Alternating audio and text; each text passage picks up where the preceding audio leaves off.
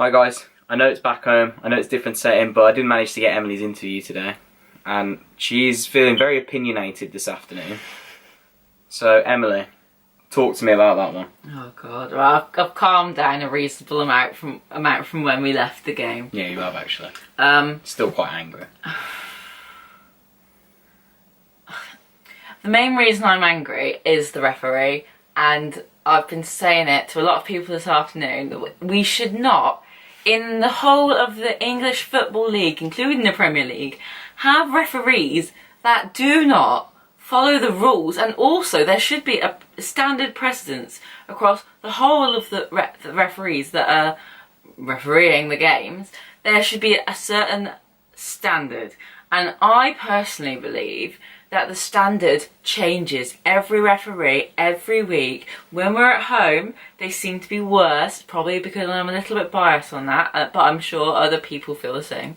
But when we are away, the refs are still awful, and it's not just against us. A lot of the time it is against us, but it isn't just against us. QPR, they should have had chances that should have been given to them, but they also should have had a few cards. We also should have had a few cards and shouldn't have had a few cards.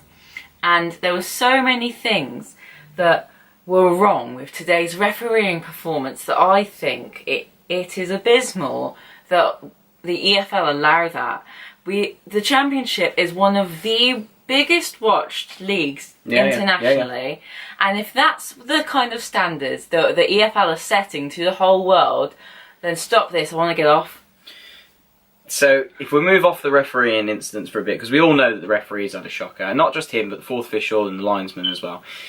But besides that, talking about Blues' performance, we were a little bit off the pace, weren't we? I say a little bit, we were well off the pace today. I don't think it was Monk's fault necessarily. I think quite a few players had an off day, and things didn't quite click today. I am so annoyed at Shay Adams. So annoyed. You're always annoyed with Shay Adams.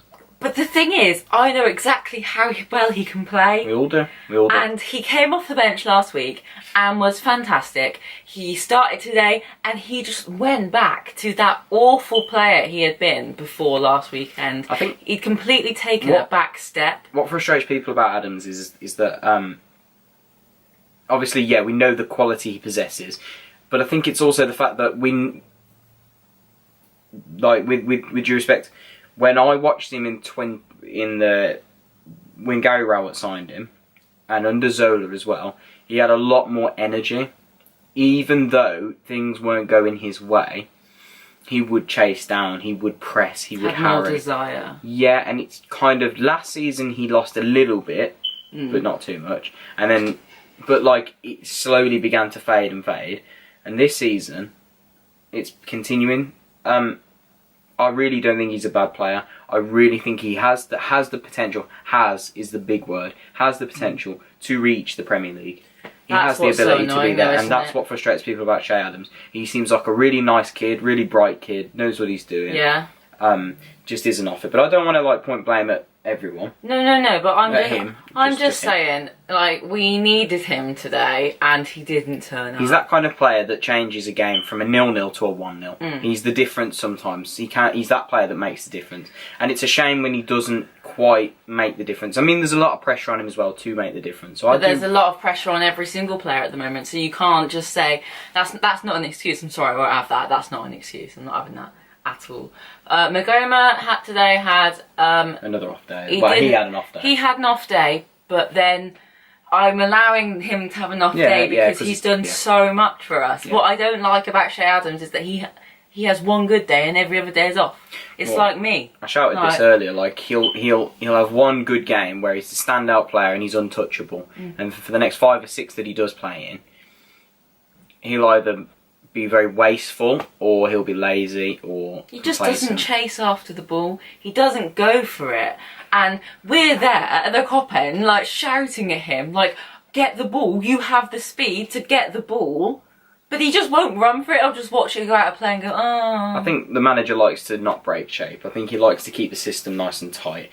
But I think there's breaking shape, and then there's running after a ball when it's 5 yards in front of you. My biggest problem today was that we didn't press as a team. The team didn't press high up. We didn't press high enough up. We didn't put them under pressure. That's how they like. When I watched West Brom play against QPR, they didn't do it in the first half, but the second half, which is where they won the game, QPR pass out from the back. My mate said it before the game. QPR's new philosophy is to pass out from the back and to try and split the defenders and play out from the back. Play nice build-up play. We should have known that, and we should have been 10, 15 yards higher up the pitch, pressed them high, really hit them hard, made them make mistakes. To be fair, they did that though. They did play out from the back and they did rip into our defences quite a bit. I was surprised that they didn't press them. No, but I'm surprised from QPR's point of view. They did their game plan and they did it well. They executed the only thing they didn't do was score a goal. And I'm not saying that they had precedence over us for the whole game, because they didn't. There's no way that they did, because I think it was quite an even game, to be honest. Both of us were awful, but it was quite an even game in that sense. So QPR did their game plan, but what did we do to counteract it? But this game last season, what was the score? Well, no. What was the play like? Yes. I always say to you, the progress we have made from last season to this season. Everybody knows that, yeah. Is amazing. So we can't, as much as I am, because I'm passionate about it and I get really angry and it's just passion. We have to look at the bigger picture. If you look back this time last year, we had Cockerell, I think, at this point, didn't we? Yeah, it was Steve Cockerell, yeah. It's Christmas time. And it was toxic. It was really bad, and none of us enjoyed going to the games, although we did still go. I think we only missed a few games at home last season. That's because of uni. I missed one home game. And I missed two. Alright, but swiftly moving on, because, I don't want this to drag out. Looking at some of the positives, we didn't lose. It's another clean sheet.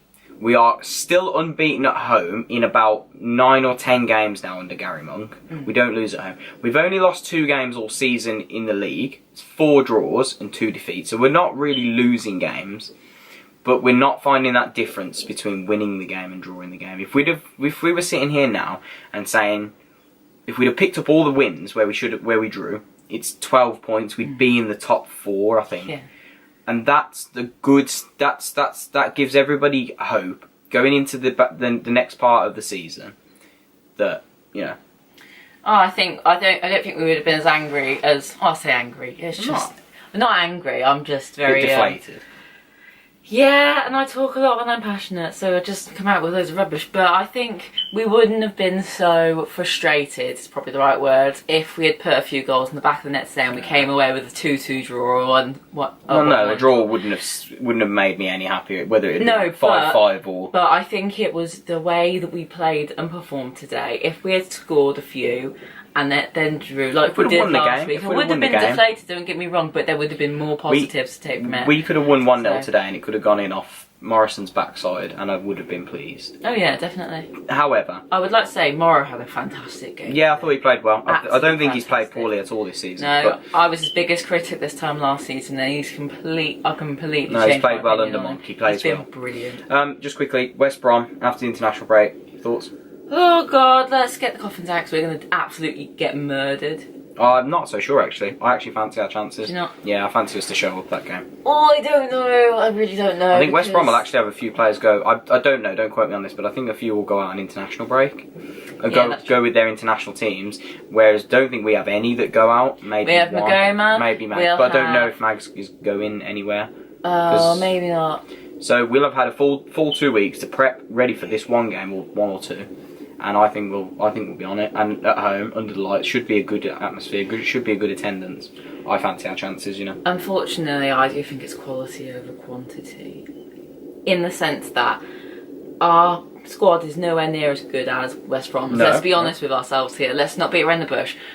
Our squad is nowhere near the quality of West Brom's. However, I do think we have got a very strong team spirit, and you'd be surprised how much impact a team spirit has on your style of play and on your results. I think we might grind it out and get a 1-1 draw. Take a draw. I would take a draw. I don't think we'll lose, but I think it will be. I think we need to be looking to win, but yeah. But I think it'll be like I said to you at the beginning of the day. The way it goes with us at the moment is if we either get battered and come away with a loss, or we play fantastically and come away with a draw. We can't seem to win. So maybe maybe we'll win it. But, you know, we'll see in a few weeks' time. And Fingers crossed. And yeah, we'll just keep updated. Okay.